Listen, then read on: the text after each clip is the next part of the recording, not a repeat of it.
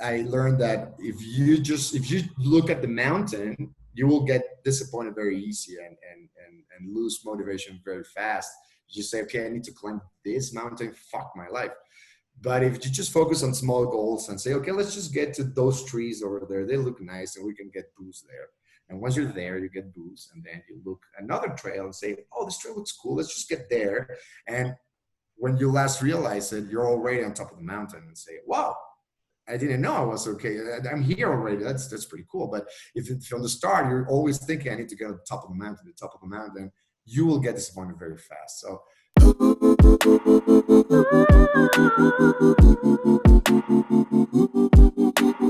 Unrealism. All right, let's go in 3, 2, 1. Hey guys, welcome to another podcast, another episode of Unrealism. Today we have a very special guest. He's the founder and director at Photosynthesis Media, which is an animation studio that creates animated films in order to promote social impact and drive awareness for special causes. He's won an innumerable amount of awards, especially considering his young age. He's shown his movies all around the world at many film festivals, including Cannes Film Festival in 2018. Since I met Mikey, he's, the guy's had an extremely pure heart. He's inspired me over the years with his creativity. He's impacted my life immensely and certainly impacted many, many others around the world, with his films. So without further ado, I'd like to welcome my friend, Miguel Angel Uriegas. What an intro. That's great. What's up, Mikey? How are you? So far, so good, man. Thank you so much. It's an honor for me to for you guys to invite me and have me here in your podcast. I think that's very valuable what you guys are doing. And I mean, I think I'm not everything that you say. I try to fit in those shoes. But thank you. You've always been like a motivation, and I admire you as well, my friend. You're example Mikey, of creativity and like pushing boundaries. I feel like you don't like my intro should have been way longer for actually though, for the impact you've had, especially on my life. The shit that you do with your work actually has like a positive impact on the world. I can't say that about a lot of people. You've literally dedicated your life for causes like leukemia. And I want to get into that more because that's I think the core of this podcast is one of your movies. But I'm so stoked to have you here, man. Thank you, man. It's an honor. It's an honor. It's always a pleasure to talk with my stud Shenkov. He's been calling me his stud since 2011. Is that when you guys met back in school? Yeah, we met in film school in 2011 in Vancouver. He taught me two words like stud and sick. Still says those things. It's okay. I remember Mike was giving a presentation in class, and he was like, "What's the word? Not alcohol, not beer," and we taught him booze. And since then, he's just been like, "Yo, Boris, let's get some booze." Oh, booze! He's had these catchy words always. Dude, let's find out a little bit about Mike, eh? Jay, rattle off some J. Lou questions at him. Yeah, because this is my first time meeting you, Mike, and so far I can tell you've established a business in both the art sense, creativity side, and the business sense of things. How did that start in the early days? Did you know what you wanted to do, let's say, when you were a teenager? Was this something that you were planning to do, or how did you get into it?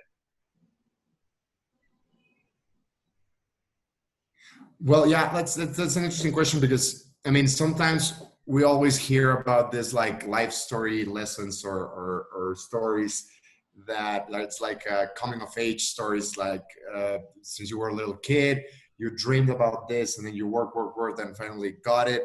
but it's not the case with me. Like right now, I have an animation studio, and we do these films to support charities to raise awareness and move to action. But it's not like I woke up one day when I was 15 years old and I said, let's do this specifically and this way. It's something that came along the way through the years.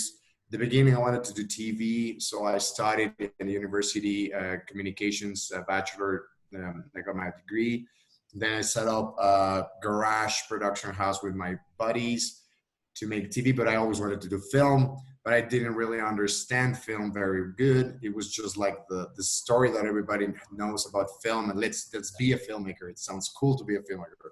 And with the time, I got to learn about the importance of storytelling and what makes a good filmmaker. It's the stories that you want to tell and how important and compelling are to you. It's not that doesn't necessarily need to be super important for the world. What matters is that are important to you. And specifically in animation, life brought me to animation in unexpected ways. In my university, my final project, my thesis was an animated short film. Even though I never studied animation before, I just did it like by self-taught. It was self-taught, a traditional like drawing by drawing animation I did like in a very rudimentary way. And then I set up this garage production company. Like we were like 21 years old, and then I wanted to do filmmaking, to study filmmaking. So I started saving money, and I applied for a scholarship in Vancouver. I got like 30% or 40% of scholarship in Vancouver, and I was going to study filmmaking, but 3 months before I changed it to animation, because I said, okay, my thesis was animation, so let's study animation. And 1 month before that, I changed it to entertainment business management, because I said like maybe just being an animator won't be like sufficient, because I'm in Mexico and the animation industry in Mexico is very, very small. It's also inexistent. So why don't I study like something more broad, like production, so I can get like a big scope, a larger scope of the industry, and maybe from there I can have a better position into succeeding at, I don't know what I was going to succeed at. You know, I didn't have any clue of what I was going to do. I just thought like going out of my country to study in a very good school will do something good for me. So in that sense, I was in the right way, I guess, because I mean, you always need to like look to prepare yourself to study. I mean, it's always a good decision to get into a school and to learn something. And I'm very happy that I took that decision, because that's why I met Boris, and that's why like 10 years later we're here, because I decided to go for this podcast, bro. Exactly.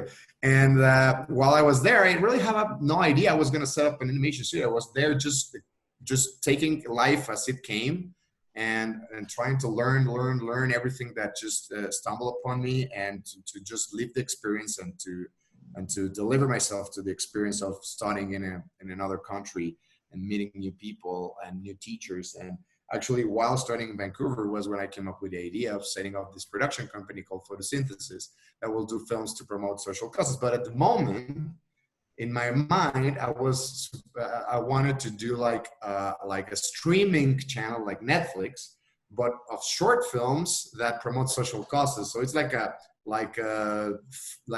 cause-driven Netflix kind of thing. That was what I had in my mind. And I made my final project was like business model of this company, and a proof of concept that was the teaser version of The Angel of the Clock, that it's now a feature film. But at the moment, I didn't know it was going to be a feature film. So what I'm trying to say is that I just took things the way it came. I had like some sort of compass that say, okay, let's do let's do this kind of content and storytelling for to raise awareness and move to action. But in this context, in my context and what I knew at that moment, and what my experience was at that moment, and okay, let's just focus on that thing. And eventually, one thing took me to the other. And when I came back to Mexico, I had absolutely no idea what I was going to do with my final project in my hands. I was holding the teaser of The Angel of the Clock, and I had no clue. I knew I wanted to do the short film. It was just a teaser, and I wanted to get money to do the short film.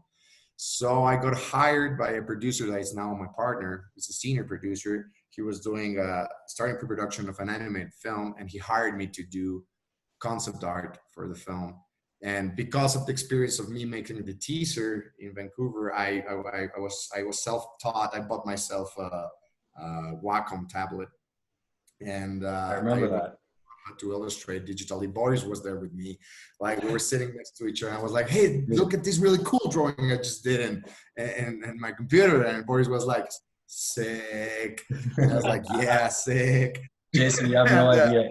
You have no idea, man. Like, so okay, we got this. It was our last semester of film school, and you get to pick like what you want to do. Like you could do any project you want. Like you could dance in a circle if you wanted. Okay. But it was geared towards like, what do you want to do after you leave film school? We'll help you achieve that. Just make a project about it. Mike's like, I think I want to start an animation studio, or like I want to do an animated film. Like that was your direction, right? And I remember him like, it was like 2 weeks after they gave us the project. Mike's like, I have no idea what I'm doing. Like, I'm just chilling. He was like reading books, watching anime, partying, getting drunk. But he was like one of the top of the class, right? Like he was a little bit older, like very creative.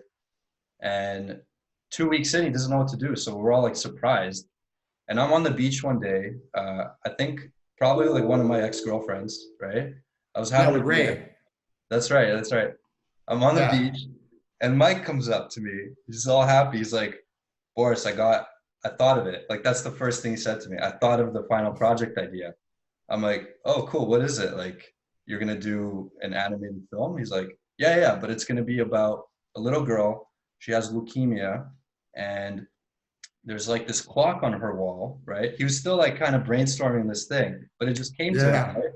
There's a clock on this wall, and she wants to stop time, and then this angel comes out and takes her to this like wonderful world that's timeless, that's just full of flying clocks. And I'm drinking this beer, and I'm like, what? And he's like, he ended up buying like one of those tablets that you can draw on, and just like we sat next to each other in class, and the guy just fucking drew out this like teaser, like I guess a 1.5-minute, 2-minute teaser of this thing that he just came into his head, right? Yeah. And I was sitting there like, yeah, I'm gonna start an entertainment company. I had no idea what I wanted to do, and he comes out with this incredible movie idea. Ends up getting, I think you got like BC Cancer Association to like, no, Childhood Cancer Canada. I remember that. I remember you got like a big organization behind you. That's huge. Fucking crazy. But that was just like, it's like the idea kind of got you, right? And then you just let it come out and everything just worked out. Yeah, it was, I mean, the process was complicated because like Boris said, like, I was like, I mean, everybody at that time when we were studying, like, we have no clue where our lives were going to take us. I mean, and it was hard. It was tough because it was very easy to get depressed and confused. And because you were studying this thing that you didn't quite understand fully, and you really have no clue what's next in your life. I mean, you have some sort of idea of what's going to happen next, but you're really confused. And I really had no idea what to do. And everybody was like that. I mean, Boris also struggled a lot with his final project. He was doing this corporate video about something that was being built, some residence being built in Ukraine or something like that. Like, and he was doing something to sell that. He was struggling a lot by trying to do this video, and everybody was very confused. But at the moment, it's like what happened. I mean, and I can only say this in retrospection. What's the word? Retrospectively. Yeah. Because at the moment I had no clue. That thing popped in my mind. I know I wanted to do something cost-driven that supports the cause, and that thing just popped in my mind. And I didn't know if it was the best choice, the right choice. I know it was a choice, and I just took it. And I felt passionate about it. And sometimes when I start feeling really happy, it's the point that I stop worrying about the future of what's going to happen. That to be this idealistic big picture of yourself in the future, like just stop thinking about that and just enjoy the moment, enjoy what you're doing right now. and little by little, it started taking me to a good place. I mean, I ended up making a very good, cool final project, and I was very happy with the outcome. Everybody liked it. Not only that, his final project was shown in fucking France in what was Annecy Film Festival, right, in 2018. Yeah. Well, that happened like 7 years later. Hey, man. But But yeah, that's one thing that I think a lot of creatives don't have is like the drive, because like a lot of people can find an image of an angel in their mind and be like, oh, this could be a cool project. But you actually like took it all the way from the beginning to the very fucking end, and you saw it through 7 years later as a film.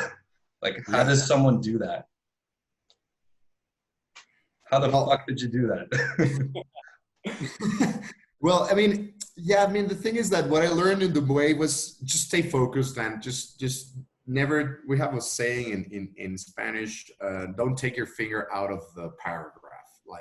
Like when you're reading and you're like going like this, and so you just keep reading and keep reading, you're reading your own life. So just stay focused and keep doing it no matter what. So it was not like I just fully did, like 100% of my time was concentrated into doing this for the next years to come. I had to work on many other stuff, pretty shitty stuff, like, doing for hire corporate videos that really suck, but you need to do them because you need to pay the bills. And have to actually try to find some discipline there to do the things that will give you money in a short term, and even if it's like very shitty and it makes you feel awful, just do it, and try to find time to do this other thing that you really want to do.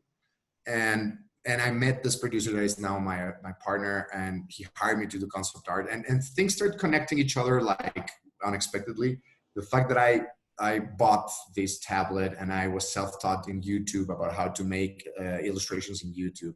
I knew how to paint and to draw before. I paint in oil.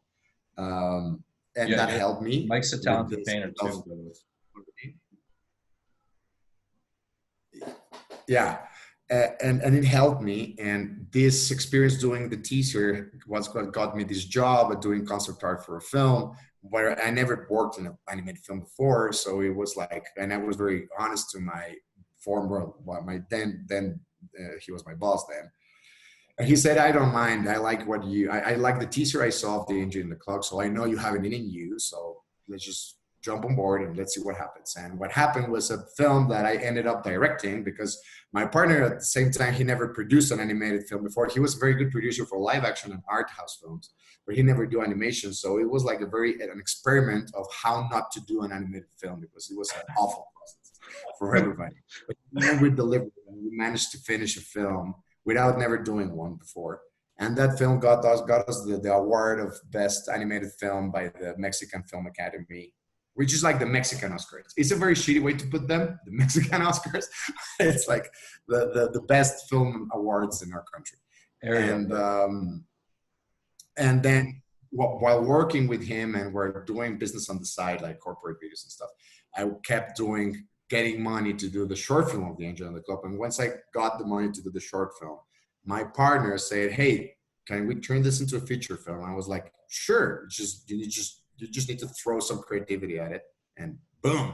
Like, it's not like that, but at the moment I thought it was very easy, the experience and ignorance sometimes is bliss, because sometimes it might be like very complicated. You think they're very easy, and it's easy to get into mistakes that way. But on the other hand, there's no other way to do them but just throw yourself at it. And if you fail, well, it's experience anyway.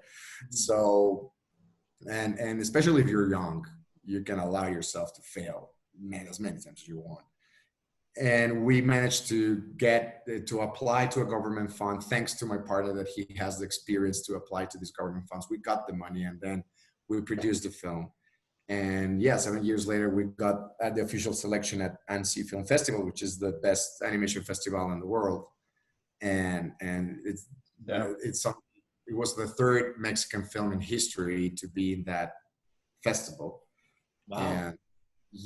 And then the machine, and then that's when I got like sure of what I wanted to do. I mean, that was like when by the mid of production of The Engine and the Clock, that's when I said, okay, you're going to do just animation, because at the beginning I thought photosynthesis was going to do any film, like documentaries, live action, whatever films to support social causes. But that's when I said, okay, let's just do animation. Let's just focus on one thing.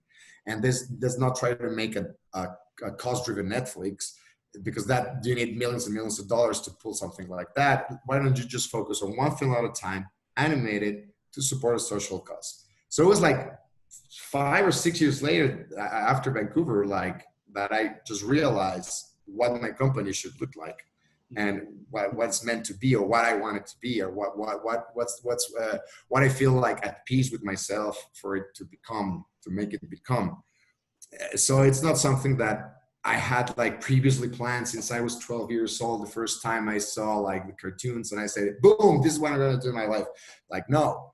And, but now I know. And the important thing is that now I know. And then the machine started working by its own. Then I wrote the script for the next film, which is about inclusiveness with Down syndrome kids. We got a Down syndrome kid to make the voice of the main character of this film. It's the first time that a Down syndrome kid actually makes the voice of a character in a feature-length animation film. Like, no one has done that before. Oh, wow. I didn't know that at the moment. I just did it. And then someone told me, hey, dude, like there's no other animation film that has this. And I'm like, okay, that's super cool. Is that for The Angel and the Clock, or for the... That's after The Angel and the Clock. Like while doing The Angel and the Clock. No, The Stumble was the first film where me and my partner met, and we partnered up to set up photosynthesis properly. And we did The Angel on the Clock. And while I was doing The Angel on the Clock, I wrote the script for the next film.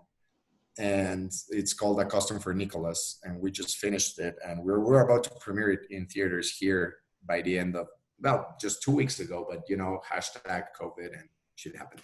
And so that's when the machinery starts working. And then I wrote another script for another animation film about migrants and refugees. We got the UN to support us with that project, to endorse, to give us their official endorsement. Damn. And right now I'm writing a new script about LGBT. You know, I want to make an animated film that actually copes with the LGBT community, because there's a very important, I mean, and all of these ideas come from researching and from experience. Like I came to know a guy that has this charity that takes care of kids from the streets, and especially kids from the streets that are there because they're gay, like gay men, gay boys. They're there because they're gay. And it turns out that 20% of the kids in the streets are there because they're gay. And the problem is that when they become adults, they have this feeling that everything bad that happened to them in their lives is their fault because of being gay. So I said, let's do a film about that. Let's do a film about those kids. This is in Mexico?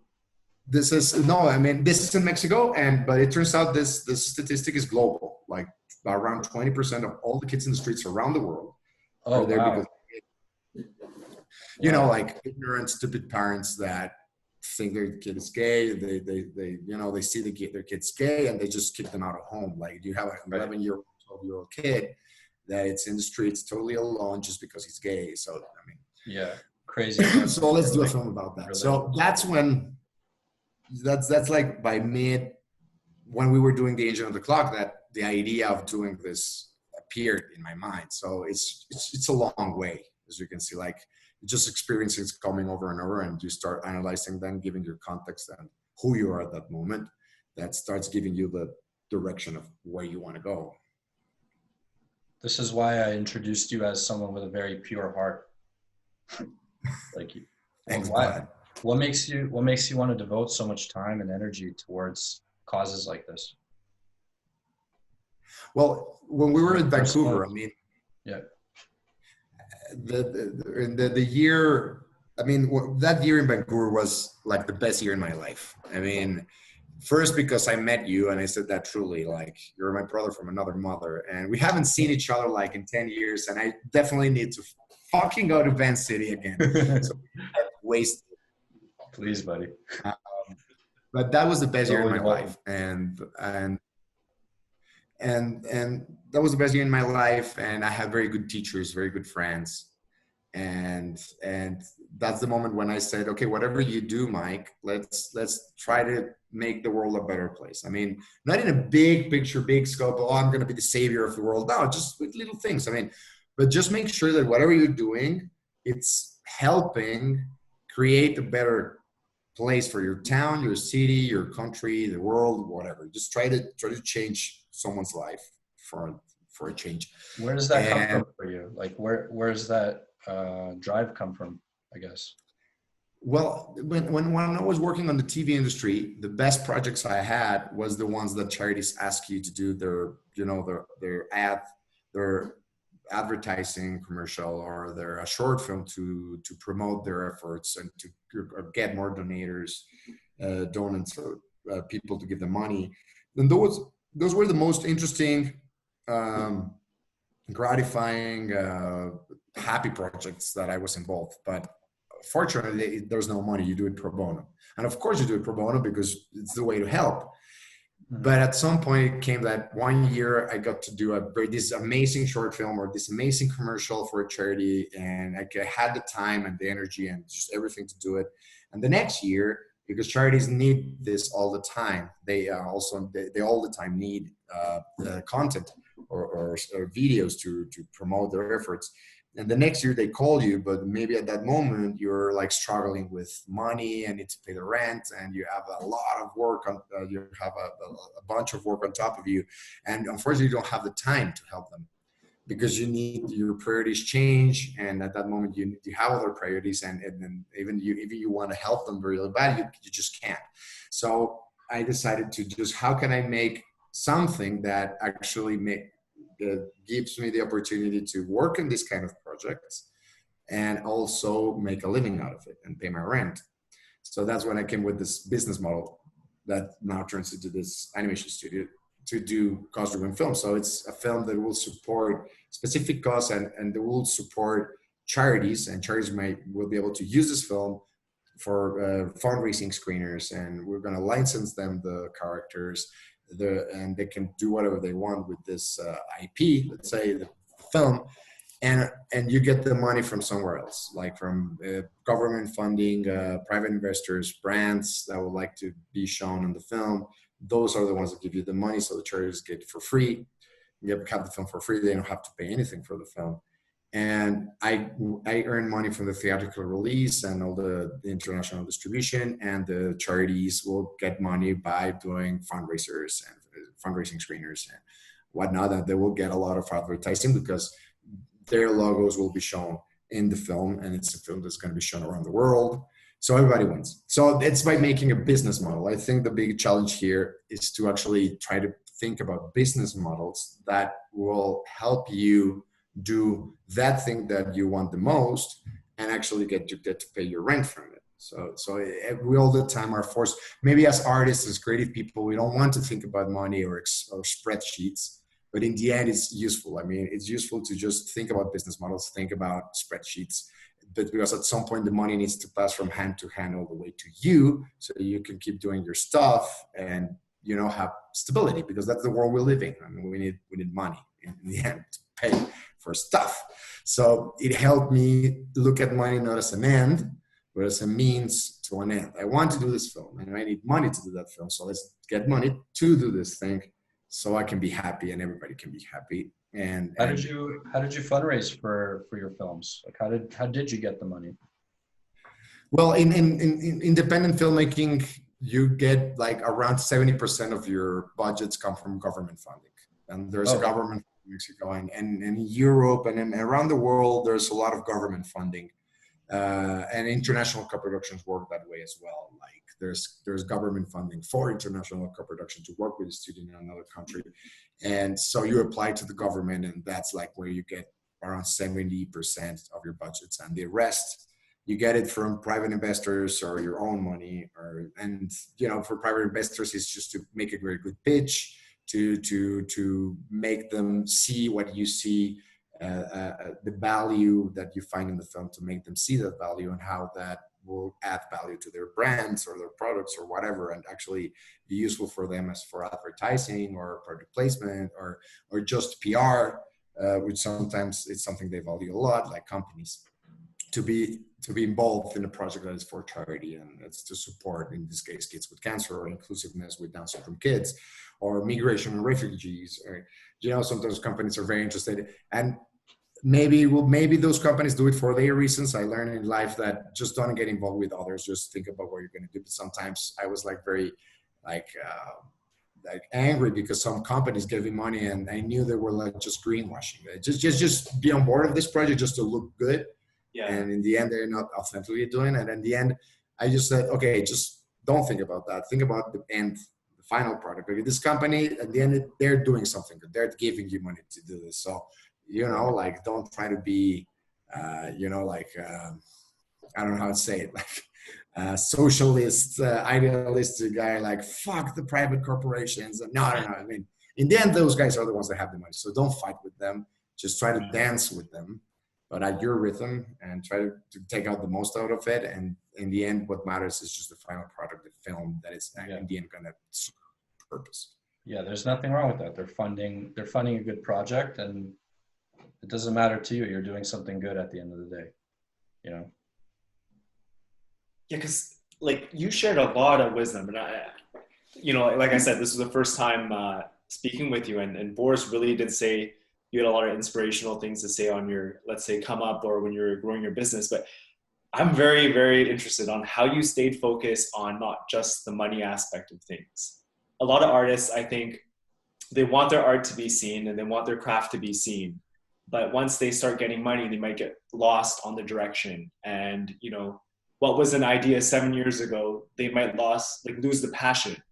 And they might decide to do another project, or 5 projects later, they haven't really stuck to one thing.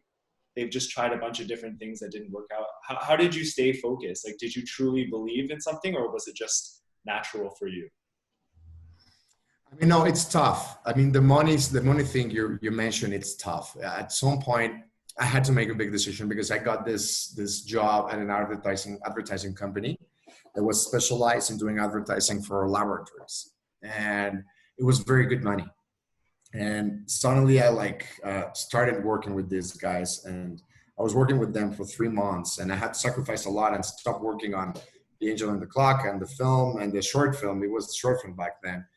And I was also working in the film, in the first Stoneboy film, doing concept art. But I got this gig, and it was a lot of money, this job position at the advertising company.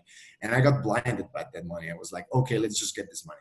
And 3 months later, I found myself being very unhappy because I was getting good money and it was cool, but I felt like some big chunk of my heart was taken away for not working at what I wanted to do. And I had absolutely no time to do that because the job was like full time. And I just quit. And I took a permanent decision. I just quit the job and try to do small stuff that don't take the 100% of your time, get enough money that you need for the basic things, and just keep doing what you want.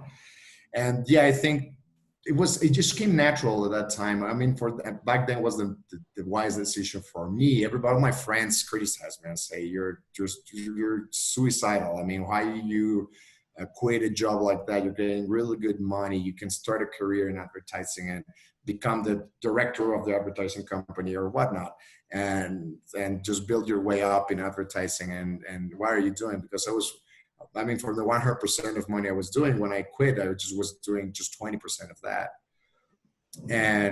But at that moment, I went against the opinion of even my own friends or my family. But I just felt like I wanted to do it. It was tough, yes, but it's a decision that came in time, and that helped me stay focused. Maybe I was lucky as well. It's not like I was wise enough that moment to say, no, Mike, you should stay focused and you're going to do this. I mean, if I was told that it was going to take me so long to do the film, I wouldn't start. I would just drop it, because nobody tells you that. And you keep motivating yourself. And yeah, I mean, in retrospective, I learned that if you look at the mountain, you will get disappointed very easy and lose motivation very fast. You say, okay, I need to climb this mountain, fuck my life. But if you just focus on small goals and say, okay, let's just get to those trees over there. They look nice and we can get booze there. And once you're there, you get booze, and then you look another trail and say, oh, this trail looks cool. Let's just get there. And when you last realize it, you're already on top of the mountain and say, wow, I didn't know I was okay. I'm here already. That's pretty cool. But if from the start, you're always thinking, I need to get to the top of the mountain, you will get disappointed very fast. So maybe it's just about setting up small goals in order to get to the big one. I don't know. That's beautiful. You know what, Mike? It's crazy because we've had 2 other guests and they said the exact same thing in their own field. One person was purely business and he said, set these small goals and don't move forward until you can knock them off. One guy was more fitness oriented and he said the same thing for fitness. So that's crazy. Yeah, I guess in life, it's just one of those things. You got to focus on the baby steps, right? That's right. Yeah, totally. But it's weird because at that moment, you're not sure if you're doing what you're doing is right or wrong. I mean, it's complicated. Right now, if I looked at myself in the past, I will just say, keep going, man. You're doing great. But you know, at that moment, I thought I was making the worst decisions ever. But, you know, struggling with that. So it's hard. It's hard to give advice to someone right now. And it might sound like just motivational speaker bullshit, you know, but it is true. There are like there are like little truths inside of this things. Like anecdotes. Yeah. We all have that little voice in the back of our heads that guides us, but we just don't want to fucking listen to that voice sometimes. You know, like you probably had a little voice that said, dude, quit this fucking job. I don't care if it's paying you 80% more than, you know, because you said you took an 80% pay cut, right? I don't care if it's paying me way more. I'm unhappy. And you probably had another voice that was louder that was trying to keep you in there, right? But you listened to your intuition and it's trailed you off in the, I think, probably the more correct direction because you're happy and you're succeeding. So Totally. That's probably the best advice you can give people is like, listen to that little sucker back there. Just put a little megaphone to his fucking mouth. But it's important to have, and it's also important to have very good friends beside you. I think that's very important. But your friends were telling you to stay in the job, right? Yeah, but I mean, but in the end, when I took the decision, they supported me. You know, True. They say, okay, at first they thought I was crazy, but once they saw I was for real, they say, okay, let's just hang in there. And they were there for me to have a drink and, you know, to just spit out your demons and suffer and whatever. You know, those dark sides, dark moments, and also joyful moments. Yeah. I like how you're talking about balancing money and art, because like that's the toughest thing I think for creatives, and you seem to have like jiu-jitsu'd those two together. You're just fucking keeping them both in a nice headlock. Yeah, totally. Okay, so I remember you telling me like when you were working on one of your movies, I want to ask you about your, like how you stay creative and keep that saw sharp. I remember one time you were telling me how, I guess you and some like producer and some animators left the city. You went to a forest into like, they had like a forest studio and you guys locked yourselves in there for a significant amount of time with probably a bunch of booze and just your film, right? Do you remember this? Yeah. So can you take us through that process a little bit? Like, how did that sharpen your creativity? What did it do for your movie?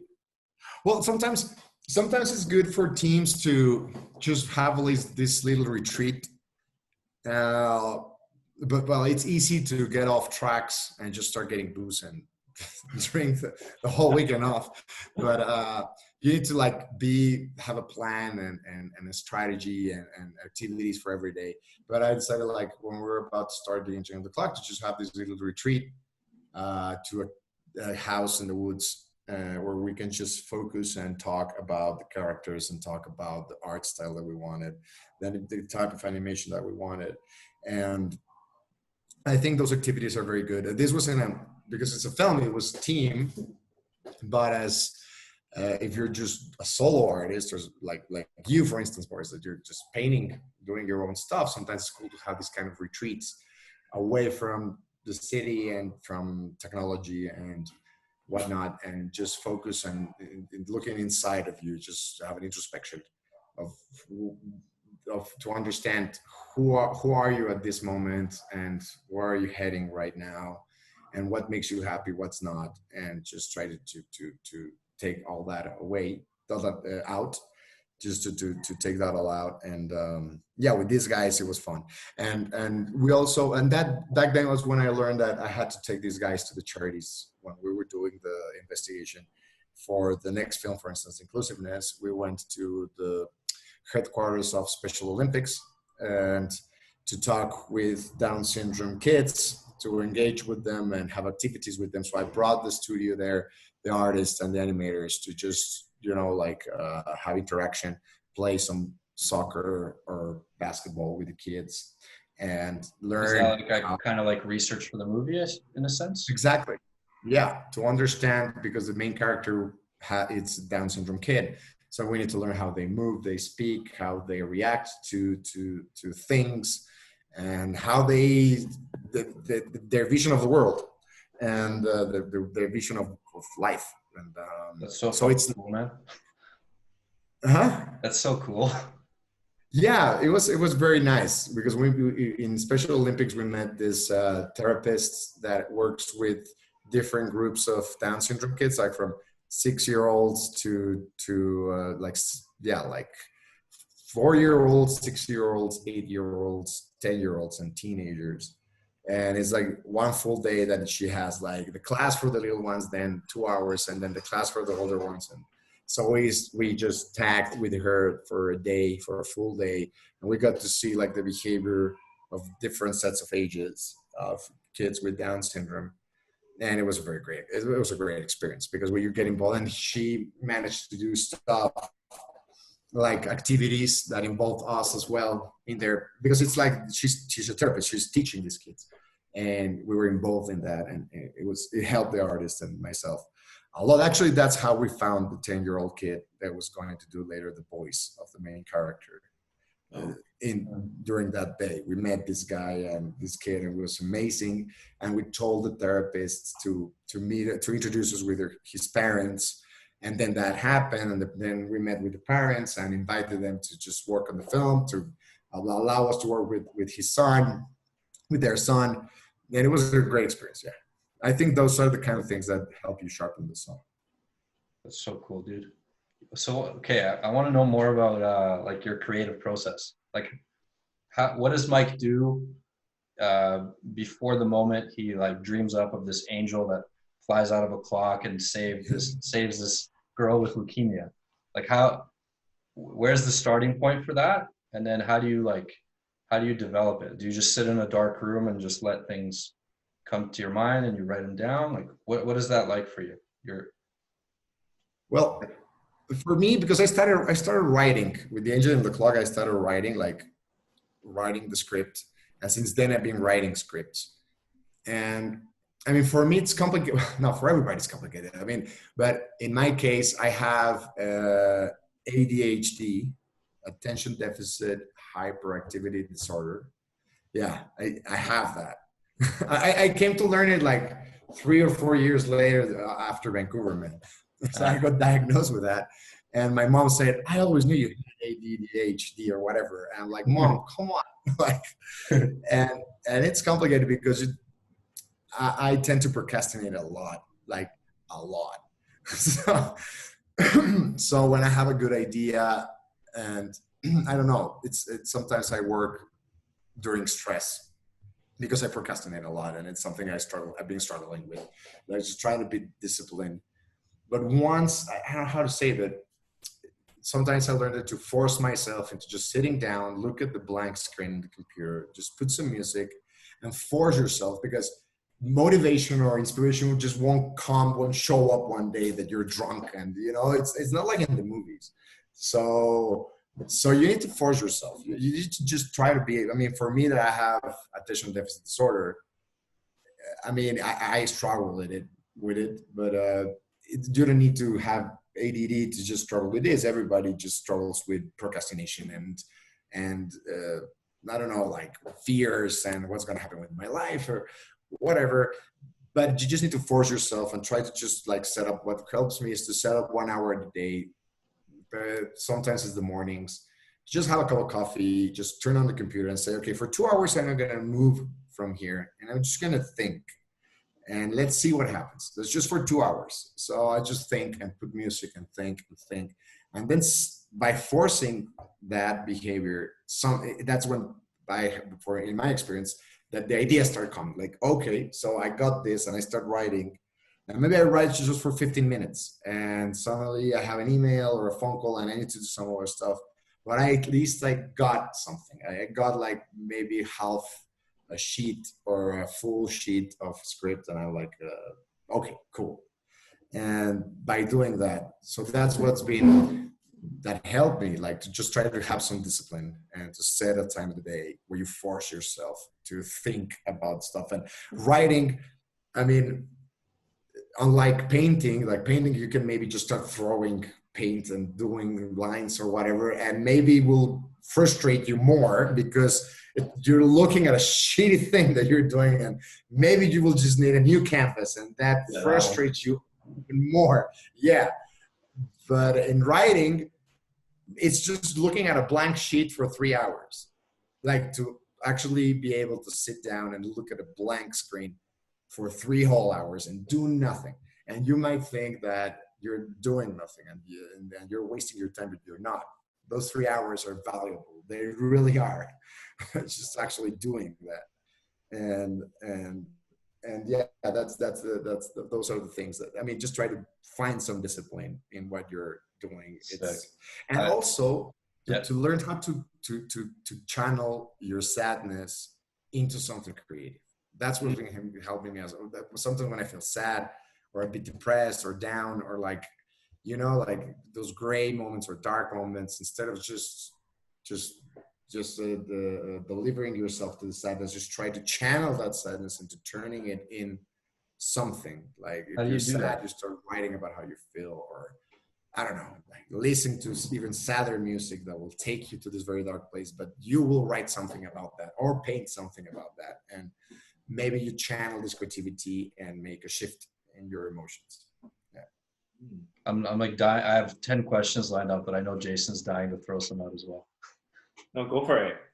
I'm like, yeah, I fucking love this topic because the three of us, I guess you two have a more similar way of Jason, you'd probably sit down with a notebook and start writing lyrics, right? Yeah, songwriting is very much, it's tough. You can get writer's block, right? Where just nothing comes out or nothing that you're satisfied with comes out for a while. Yeah. But I've personally found, like very similar to you, Mike, just I need to start writing. I need to start getting, you know, the juices flowing and actually putting something random down. It doesn't have to be good. I don't judge myself. I just start writing and then I just keep flowing. That's my approach. I have actually, you guys assume that I just like throw paint at the canvas. I actually start by writing most of the time. So I have most of the time, I'd say like probably 60 or 70% of the time, if I want to make something more important, then I start out by writing. And sometimes when I have like writer's block or whatever sort of block, I'll just like, I'll do the same thing as Mike. Like I'm forced to sit down at my desk and I just have to put pen to paper. And dude, if like, I just looked at some of my sketchbooks the other day, some of them is just like, I'm writing, here's ink on the paper. I'm putting my pen on the paper. And I'll just keep saying that until some bullshit, you know, spews out. But so that's kind of funny. You should read, Mikey, you should read The War of Art by Stephen Pressfield. Have you heard of it? No. I'm going to send you this book after this podcast. Yeah, please do. Stephen Pressfield's actually he's a scriptwriter. He's made movies. Okay. And the theme of the book is this thing that he calls resistance. And resistance is like, is basically what causes you to procrastinate. And every chapter is essentially about how to get rid of that fucking demon, because it's in resistance is in all of us, and especially with creatives, right? He basically voices this to creatives. But like, I don't know, Jason and I were just talking about this book. One of the methods is, like you said, like he had a quote by a famous writer. Someone asked the writer, "Oh, do you write your books when you feel inspired?" He goes, "Yes, and thankfully I get inspired every day at 9 a.m. in the morning." Right? So it's like you do have to sit down. You do have to look at the white fucking paper. You just have to work. And if you just wait for inspiration to strike, then your saw might not be sharp to actually produce the work that you're inspired to do, right? The other methods he has is like using the muse, for example. Anyways, I don't want to go on about this book, but you're gonna fucking love it, I think. Do you have any other? Yeah. Please get it over. I really wanted to dive deep into that. Do you have any other methods of dealing with like procrastination or getting inspired or? Well, just try to be disciplined. And sometimes to watch something that it's maybe to watch a film. In my case, that I do films, to watch a film about what you want to do, and it helps you get some ideas to get the creative juices to flow. I mean, to watch this film about this director that you admire the most, to try to analyze it and not just watch it, like just be lazy and just watch it, to just spend the time to actually analyze the film and maybe hit pause and try to think what's happening right now at this point of the story, make some notes, like try to work, like you said, you're saying about this book, to actually have discipline or a schedule and say, okay, I'm going to watch this film to analyze it. And maybe that will keep my attention like at peace, that, okay, I've not been writing, but at least I'm watching this film and analyzing it, and something good might came out of this. So yeah, sometimes like to see references, to always have some references. I think it's important for creatives to have references. So along with those references, did you have any mentors in your life or journey? Did you seek any mentorship from maybe people who were in this industry? Like every time I write, for the past scripts, I work with a script doctor. So this is this woman, Angelica, that works with me. I also work with another friend of mine that is very good at narrative design. And to just have someone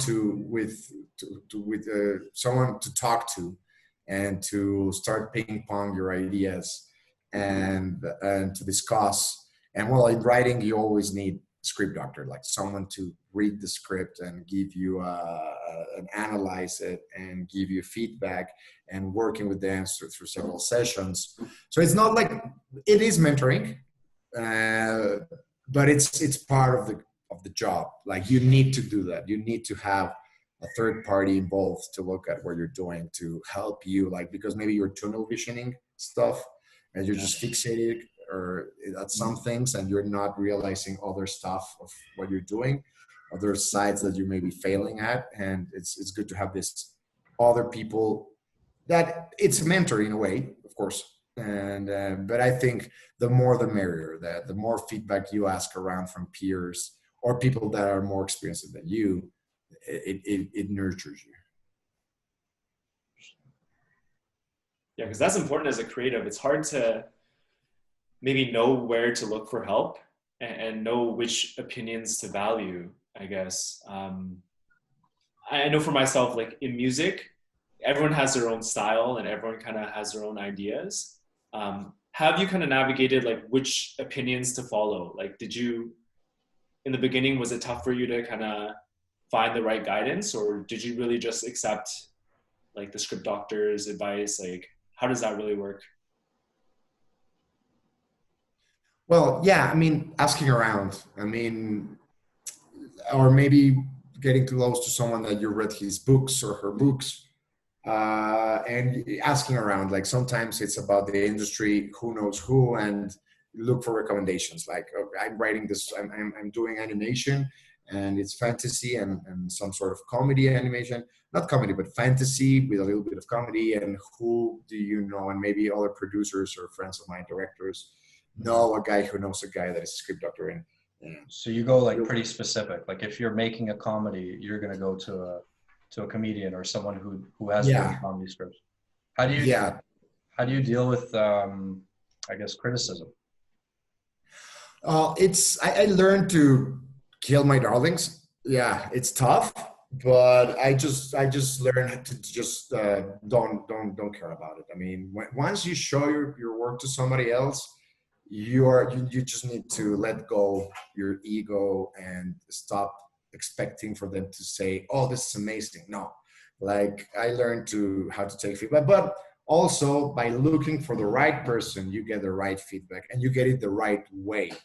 Because sometimes there are people that don't know how to give feedback. They think they're giving you feedback, but they're not giving you feedback. They're just expressing their own opinion, and sometimes that's harmful and it's useless. But by finding the right guy, the right person will give you the right feedback. And yeah, at some point you just need to stop thinking. What I learned myself is stop thinking that this particular artwork you're doing, it's going to be the masterpiece. Like stop thinking that this is going to be the script or this is going to be the painting. Like I'm working on this mess. No, just you're going to fail or it's just going to be another one, right? It's just going to be another one. So just stop thinking about this is going to be huge. I love that. It's just another one. And you're doing the best you can to do it good and to do something that you're happy with. But yeah, like take the ego out of the room and just look at the stuff you're doing. It's just the next one. Dude, I love that. Because like I wish I learned this so much earlier. Like when you think that the next project is the masterpiece, it's like shoving all this fucking shit through like a little funnel and then nothing comes out. You know what I mean? Too much pressure. Dude, like in the time that you put that pressure on yourself creatively, you could have made 10 pieces and just gotten better and better and then probably produced a fucking masterpiece. One of them would have been, one of them. Right?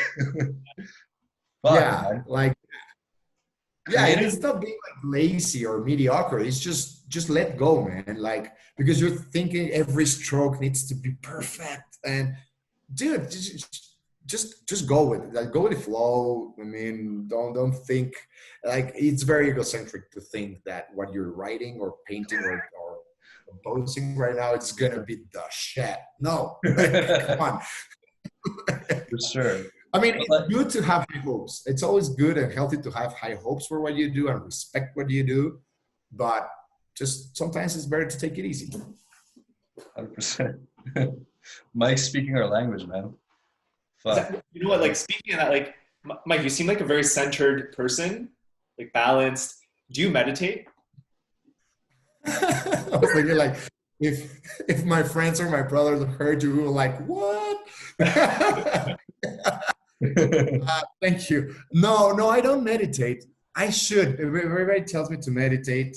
No, I don't know. I'm just very jealous of my private time, my own time, like me time, to read the books I want to read, to play the video games I want to play, to watch the films I want to film. Like I tried at least some time a day to just do the thing I really want to do, and I don't care about the rest.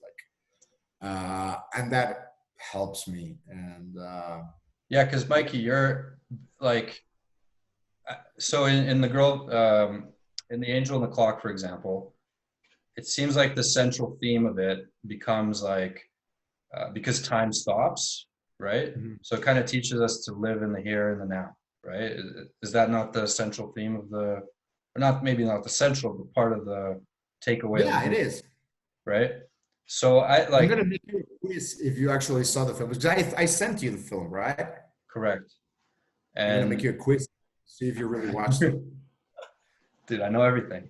But yeah, I think that's probably why Jason asked whether you meditated, because that's like a Zen principle. So you've either to live in the moment. Yeah. You've either studied like Taoism or Buddhism, or you meditate.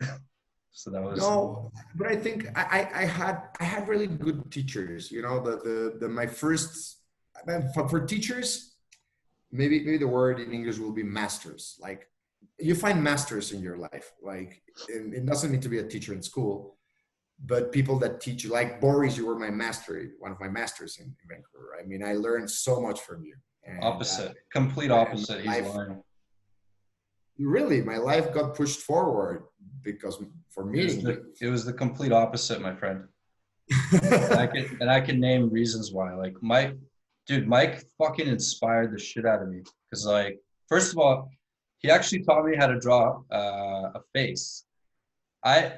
This is interesting because if we go back to that semester where we're trying to figure out what we want to do with like the rest of our lives in one semester, I like didn't know what the fuck I wanted to do, and I kept getting like, I remember the feeling of like jealousy that Mike could draw and paint. Like I remember asking him to paint me this like big map for one of my films, like short films at school. And I also saw your portfolio, like of your paintings, and you like we'd have to draw in class, and you just make these like, just fucking, you know, wave your pencil around the paper, and all of a sudden it's like, holy fuck. And I was always jealous of that, and I analyzed that feeling of jealousy, you know, and I've had that feeling scattered throughout my life, and that kind of feeds into the little voice I was talking about earlier. But like, yeah, you inspired the shit out of me. It's like one of the reasons I'm painting now is probably because of you, right? Man, I'm honored. I'm honored. You're doing so great work. I mean, your paintings are awesome, man. I'm super proud of you or what Buddy, you're doing. if you start working That's as hard as me, maybe you'll create a podcast and interview me, man. No, I'm the one feeling jealous because I mean, I see your paintings and I'm like, dude, I should get back to painting because I mean, this is it's painting is so nurturing. I mean, it's the when painting, it's the only moment in my life that I feel absolutely at peace and free. Like when I'm painting, and I look at you, man, and I'm so jealous and so proud at the same time. You know, like you're Thanks, doing sir. so many amazing things. I mean, you have such a huge talent, man, Mikey, and this you interview is about develop you, man. man, and you did it through the years. You were like improving yourself and improving yourself, and you also set up your company and do this for hire projects and all this stuff. And you know about this. I mean, you have become such an amazing human being, man, and I love you. I love you so much. This guy. But Thank you, buddy. I appreciate the sweet words. I no, appreciate man. it. But like Jason said, I don't meditate. Everybody tells me to meditate, tells me to meditate. I should get into that, and maybe I should. But you know, maybe there's different kinds of meditation. Every morning, I make sure to take my time. I love coffee in the morning. It's the first thing that I have when I wake up is a cup of coffee, and I really need at least 45 minutes of what I call contemplation time. It's just me, my coffee, and just looking at the window in my room, doing absolutely nothing but just enjoying my cup of coffee. Maybe I'm thinking about many things I need to do during the day, or what happened yesterday, or about an ex-girlfriend, or to make a stupid decision with my ex-girlfriend, just text her, or whatever. But just contemplation, and I really take it seriously, and I do it every day. And if I have a meeting, let's say I have an important business meeting at 9 a.m. That means I need to wake up at 7:30 to take a shower and get to the traffic and to be there on time. So if I know I need to wake up at 7:30, I wake up at 6:30 because I really need those 45 minutes with me and my coffee, and no one can take that away from me. Like, so I always try to, so it's some sort of meditation. So people that actually meditate say, no, dude, that's not meditation. Just stop saying bullshit. So you have a morning but I ritual. take it very, You have a morning ritual. That's, I mean, yeah. you don't have to sit inside a cave and stare at a wall for an hour to call it meditation, I guess, right? So you do this every day, and like, what do you think about random things? You just have a like mic time. Yeah, random things. Sometimes I try to focus on one thing and say how I'm going to solve this particular problem or what I'm going to do. Like, yeah. That's really cool. And then you sit in a chair and look out the window? Yeah, just sit by my bed with my coffee, just look at the window, just think and think and think. And For it's 45 minutes. Like, do you put a time? You put a timer on or something, or? No, no. Sometimes it's 30 minutes, sometimes it's the whole damn hour, and it's 2 cups of coffee, not just one. And then I shower and start my day. I like that. Yeah, I like that. it's the contemplation morning time. Yeah, for me, and I take it very seriously. Jason, can I ask him? Can I ask him my question, or do you have anything to add to that?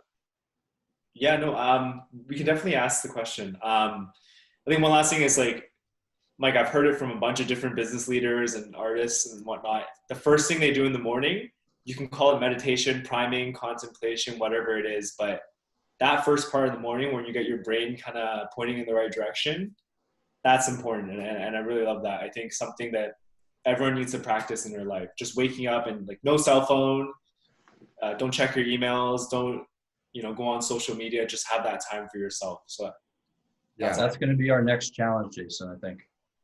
yeah. yeah. Jason and I we started doing challenges. So last month we did a workout challenge for 30 days. And this month I saw you're getting meaty. dude, Yeah.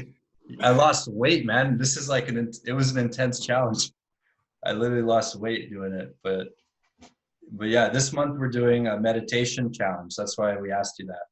So every day we have to do, 10 to 20 minutes. You sit silent and you meditate, which has been nice. But I actually like your ritual because it has less parameters and you can do whatever you want,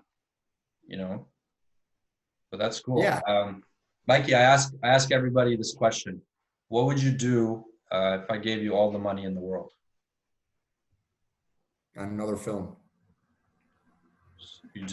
Why do our guests act like they're like, yeah, I'll just keep doing what I'm doing, man? Yeah, and it's funny because I have friends that have done very good for themselves. I mean, they're making huge amounts of money, and it's cool. And one of my best friends, he always tells me, if I get all the money in the world, like if I win the lottery, I'll just buy a big boat and go straight to Mykonos and just stay there and do, just travel around the world there and buy many, many things or just whatever. And it's fine. And he tells me that it's because my goal in life is to earn a lot of money.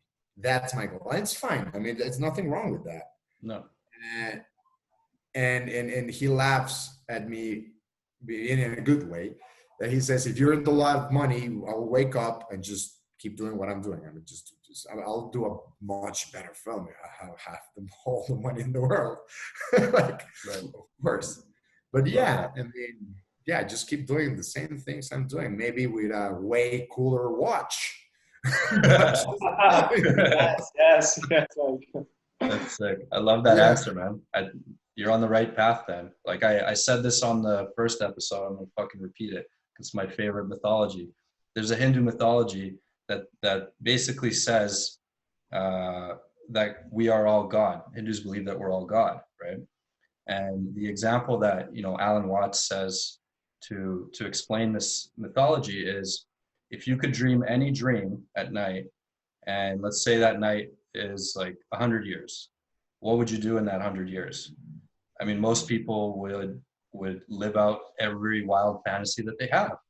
You would take all the money in the world, you put it in your bank, you'd buy every boat, every plane, you'd fulfill every sexual desire, you do everything you want, right?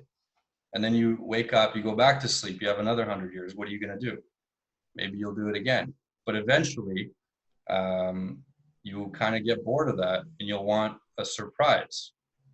You want to wake up and be surprised. And so you would take away your godly powers, which is what they believe that God did, right? And you would wake up in the same position that you are today. You'd be in that room, on the Unrealism podcast.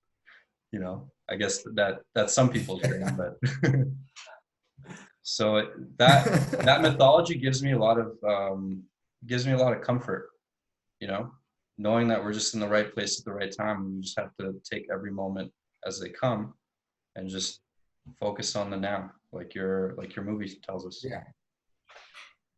No, absolutely. Yeah, absolutely. I think just enjoy the moment and try to fight your own ego. I mean, ego is good, but you need to keep it on a leash and just enjoy the ride, and keep high hopes always. Don't be a mediocre. Don't be mediocre. Or if you're going to be mediocre, do it consciously. I mean, if you're feeling depressed and down and just not up for it, it's good. It's okay to acknowledge it and say, right now I'm gray. I'm just a gray, simple dude right now, and I don't want to do anything. If it's just doing consciously for, I mean, Ken Ashdown told me that in Vancouver. You know, that our teacher. What did he And say? we struggled a lot. I mean, we're this close to getting a fist fight, but uh, but he told me, if you're gonna go under, just do it consciously. Be aware that you are not well and you need your time, and you're gonna do it. But just promise yourself that at some point you need to get back over above water again. Right. And yeah, I think that's the way to find, like, I don't know, like, to just be in peace with yourself. I love that, man. I think like you definitely inspired me. You have a lot of wisdom, a lot of like good insights to tell a lot of other creatives. Keep doing what the fuck you're doing, man. It's working. Thank you, man. This is fucking fun. Do you guys have anything else? Yeah, this was super inspiring. I think anyone listening is going to be very inspired by your story. 100%. Is there any link or certain next movie or project that you'd like to maybe like us to share? Maybe. Yeah, we'll put a link or something in the description for you. Well, right now we have a teaser that it's actually dubbed to English. It's English dubbed for new film, A Custom for Nicholas. So I will send it over by WhatsApp, Boris. I'll send you over the link, so we can. Yeah, if you would like to share it, that would be great. Yeah, for sure. Awesome. Thanks for your time, Mikey. This is fun. No, thank you guys. It's an honor, and it's always good to see you, my friend. I love it.